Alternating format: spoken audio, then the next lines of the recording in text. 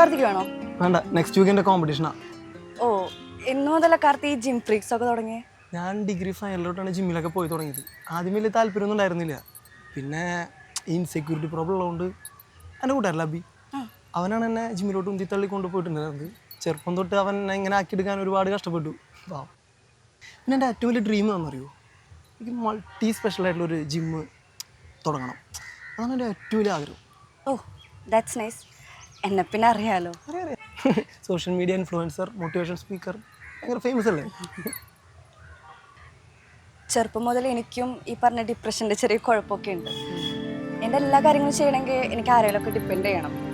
അങ്ങനെ ഡിപ്രഷൻ്റെ peak stage എത്തിയപ്പോഴാണ് എന്നെ ഹെൽപ്പ് ചെയ്യാനും എന്നെ സപ്പോർട്ട് ചെയ്യാനും എൻ്റെ എല്ലാ കാര്യത്തിലും കൂട്ടുന്ന ഇപ്പം നിങ്ങൾ കാണുന്ന ഈ മോട്ടിവേഷൻ സ്പീക്കർ ആക്കിയതൊക്കെ സോനയ, എൻ്റെ ബെസ്റ്റ് ഫ്രണ്ട്. കാർത്തിക്, എൻ്റെ ഡ്രീം എന്താണെന്നറിയോ? ഇങ്ങനെ ഡിപ്രഷനിൽ ഇരിക്കുന്ന ആൾക്കാരൊക്കെ ഉണ്ടല്ലോ, അവരൊക്കെ പുറത്തു കൊണ്ടുവരണം, ഹാപ്പി ആക്കണം എന്നുള്ളതാണ്.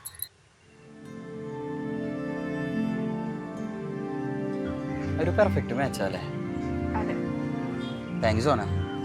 അല്ല, താൻ ത്രൂ ആണല്ലോ ഇങ്ങനെ ഒരു മീറ്റപ്പ് അറേഞ്ച് ചെയ്തതാണ്. അതിന് സത്യം പറഞ്ഞാൽ തൻ്റെ ഇൻസ്റ്റാഗ്രാമിൽ മെസ്സേജ് കണ്ടപ്പോൾ താനൊരു കോഴിയാണെന്ന് ഞാൻ വിചാരിച്ചത്. പിന്നെ ഇങ്ങനെ ഒരു പ്രപ്പോസലിൻ്റെ കാര്യം പറഞ്ഞപ്പോൾ ഞാൻ അപ്പം തന്നെ കാർത്തിയുടെ പ്രൊഫൈൽ എടുത്ത് നോക്കുകയും ചെയ്തു. അപ്പോൾ എന്തുകൊണ്ടും മാച്ച് വരാമെന്ന് എനിക്ക് തോന്നി.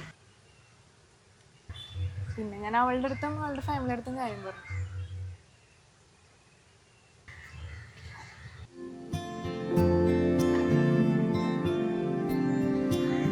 അവർക്ക് ഓക്കെയാണ്.